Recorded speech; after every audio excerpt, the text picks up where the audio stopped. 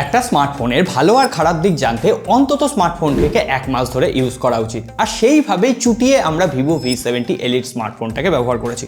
52,000 টাকার প্রাইস পয়েন্টে এই স্মার্টফোনটায় তোমরা কি পাবে, স্মার্টফোনটা কিনলে কি প্রবলেম ফেস করতে হতে পারে, এমনকি এই কম্পিটিশনের মার্কেটে এই ফোনটার দামের আশেপাশে কি স্মার্টফোন অ্যাভেলেবেল রয়েছে তোমাদের জন্য পারফেক্ট, সমস্তটা আজকের ভিডিওতে বলবো। দেখো বস, সিধা ওয়াক নো বকওয়াস, কোনো রকম সময় নষ্ট করবো না। লাইক সাবস্ক্রাইব করবে কিনা, ভিডিওটা শেয়ার করবে কিনা, সম্পূর্ণ ডিসিশন তোমার। যাই হোক, এই ভিভোর ফোনের একটা জিনিস সব থেকে যেটা ভালো লাগে সেটা হচ্ছে বক্সের ভিতরে সমস্ত কিছু পরিপাটি করে গুছিয়ে দেওয়া হয়েছে। যেমন বক্সের চার্জার রয়েছে, ডাটা কেবল রয়েছে, এমনকি প্রি অ্যাপ্লাইড স্ক্রিন প্রোটেক্টর থেকে শুরু করে কভার সেটাও দিয়ে দেওয়া হয়েছে। সুতরাং বাইরে থেকে এক্সট্রা খরচ করার কোনো দরকার নেই। আর হ্যাঁ, এবার যদি আমি ডিজাইনের কথা বলি, দেখো ডিজাইনটা তো personal preference. Vivo V60 series আর X সিরিজের মধ্যেখানের একটা ডিজাইন এখানে দেওয়া হয়েছে। ক্যামেরা হাউজিংটা সম্পূর্ণ আলাদা, দেখতে বেশ ইউনিক লাগছে। তার থেকেও বেশি ভালো লাগছে এই ফোনটা কিন্তু যথেষ্ট কম্প্যাক্ট ডিজাইনের। ফোনটার ওয়েট ডিস্ট্রিবিউশনও যথেষ্ট ভালো। আর হাতের ঘাম থাকলেও ব্যাক প্যানেলে যেহেতু হালকা ম্যাট ফিনিশ রয়েছে, অতটা কিন্তু হাতের ফিঙ্গারপ্রিন্ট অ্যাট্রাক্ট করছে না। পাশাপাশি মেটাল ফ্রেম রয়েছে, ব্যাক প্যানেলে SGS গ্লাস প্রোটেকশন রয়েছে, মানে ড্রপ প্রোটেকশন যেটাকে বলা হয়। আর ফ্রন্টে বোধহয় short sensation core glass protection রয়েছে। তবে এই প্রাইস পয়েন্ট হওয়ার পরও ফোনটাতে যে USB পোর্টটা দেওয়া হয়েছে USB 2.0 জেনারেশনের, অর্থাৎ হাই স্পিড ডেটা ট্রান্সফারে একটু প্রবলেম হচ্ছে। বাদবাকি ওভারঅল ফোনটাকে বেশ সলিড ফিল হচ্ছে। কোথাও মনে হয়নি ভিভো এখানে প্রাইস কাট করেছে। IP68 আর 69 রেটিং রয়েছে। তবে প্রাইস কাটের কথাই বলি, আগেরবার ভিভো V60 যা দামে লঞ্চ হয়েছিল তার থেকে প্রায় 5 থেকে 6,000 টাকা বেশিতে কিন্তু ভিভো V70 এলিট লঞ্চ হয়েছে। মানে ভিভো V70 এটা বড় ভাই ধরা যেতে পারে। আর এই প্রাইস রেঞ্জের আশেপাশে না ভিভো X200 FEও অ্যাভেলেবেল। সো ওভারঅল তোমরা যদি X সিরিজের মজা নিতে চাও, এমনকি আরও কম্প্যাক্ট ডিভাইস নিতে চাও, তাহলে ভিভো X200 FE তোমাদের হাতে একটা অপশান থাকছে। কিন্তু হ্যাঁ, এই ফোনটা কারা নেবে? যারা এই ফোনটায় কোয়ালকমের প্রসেসর চায়। এখানে Qualcomm Snapdragon 8S Gen 3 chipset রয়েছে। আর তার পাশাপাশি UFS 4.1 DDR5X র্যাম রয়েছে। X200 FEতেও সেম স্পেসিফিকেশন রয়েছে, তবে সেখানে মিডিয়াটেকের প্রসেসর রয়েছে। এইটা অনেকটা ভ্যারি করে। আমি যেমন পার্সোনালি কোয়ালকমের প্রসেসরকে বেশি ভরসা করি। এখানে প্রায় 1.9 মিলিয়নের আশেপাশে অ্যান্টুটু স্কোর এসেছে। বুঝতেই পারছো, ডেলি লাইফের অ্যাপ্লিকেশন চালাতে কোনো রকম অসুবিধা হচ্ছে না। এমনকি কোনো রকম ফ্রেম ড্রপ নেই, ল্যাগ নেই, স্মুথলি ইউজ করা যাচ্ছে। র্যাম ম্যানেজমেন্টও ওভারঅল এতদিন ইউজ করার পর কোনো রকম অসুবিধা পাইনি। 90 FPS BGMIও তোমরা অকেশনালি বেশ ভালোভাবে খেলতে পারবে। তবে হ্যাঁ, গেমিং সেন্ট্রিক স্মার্টফোন যদি টার্গেট করো, তাহলে সেক্ষেত্রে IQ অপশান রয়েছে, OnePlus-এর মতো স্মার্টফোন অপশান রয়েছে। তো IQর দিকে যেতে পারো, এটার থেকে বেটার গেমিং অপটিমাইজেশন পাবে।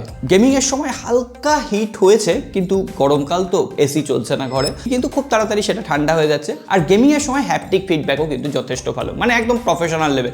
এটা নিয়েও কোনো রকম কম্প্রোমাইজ কিন্তু পাইনি।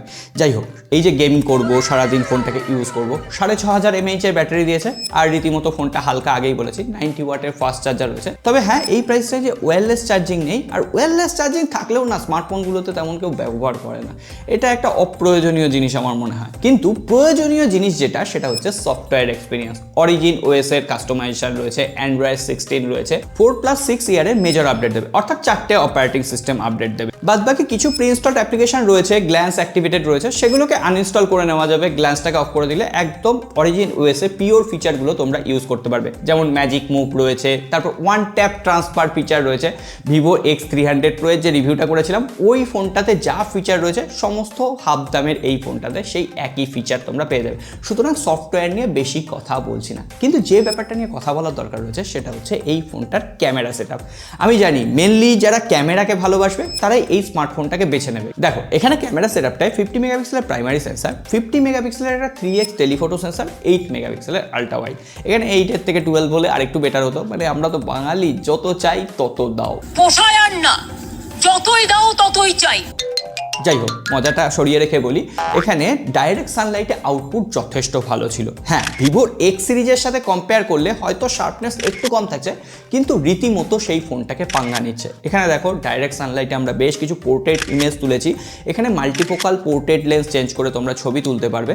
আর সেক্ষেত্রে blur effect, edge to edge detection, exposure control, এমনকি স্কিনের যে অ্যালগোরিদম, মানে আটা ময়দা মাখিয়ে ফর্সা করে দিচ্ছে, এই ব্যাপারটা কিন্তু হচ্ছে না। মানে অ্যাকচুয়াল স্কিন কালারটা একটা মেনটেন করতে পারছে। সো ওভারঅল এই প্রাইস রেঞ্জে সবথেকে বেস্ট পোর্ট্রেট ফটোগ্রাফি যেমন করবে, প্রাইমারি সেন্সারও লো লাইটে যথেষ্ট ভালো কাজ করছে। তবে হ্যাঁ, আলট্রা ওয়াইড অ্যাঙ্গেল লেন্সের শার্পনেস আরেকটু বেটার হতে পারতো। আর সব থেকে বড় কথা 50 মেগাপিক্সেলের যে সেলফি ক্যামেরা, সেটা দিয়েও তোমরা 4K 60 FPS এ ভিডিও শুট করতে পারবে। অর্থাৎ প্রত্যেকটা সেন্সার দিয়ে 4K 60 FPS এ ভিডিও শুট করা যাচ্ছে, আলট্রা ওয়াইড অ্যাঙ্গেল লেন্স বাদে। তার উপরে এখানে কোনো রকম ব্লার ভিডিও মোডের সাপোর্ট নেই, এই ব্যাপারটা একটু উইক লেগেছে। তোমরা X সিরিজের X200 FE, X200T, X300 এই সমস্ত ফোনগুলোই কিন্তু ব্লার ভিডিও শুট করতে পারবে। সো ওই ব্যাপারটা একটু দেখে নিও। ওভারঅল স্টেডি ভিডিও ফুটেজ আসছে। আর আমি বেশ কিছু ডেইলি লাইফের ছবি তুলেছি, ছবিগুলো তোমাদের সামনে দিয়ে দিলাম। এবার তোমরা বলো, এই প্রাইস রেঞ্জের আশেপাশে আর কোনো ফোন কি আছে এই স্মার্টফোনের ক্যামেরাটাকে কম্পিট করার জন্য?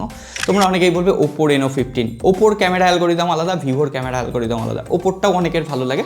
সো এই ডিসিশনটা তোমাকে নিতে হবে।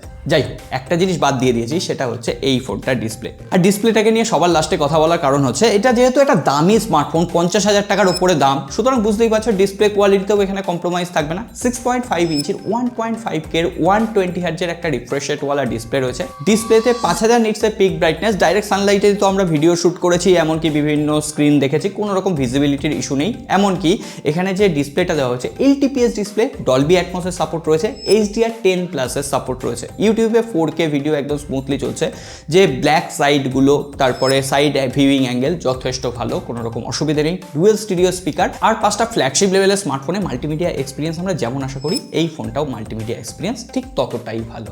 এবার দেখো, 1 মাস ধরে নর্মাল ইউজার হিসেবে ইউজ করার পর আমি এতগুলো ফিডব্যাক তোমাদের সামনে তুলে দিলাম।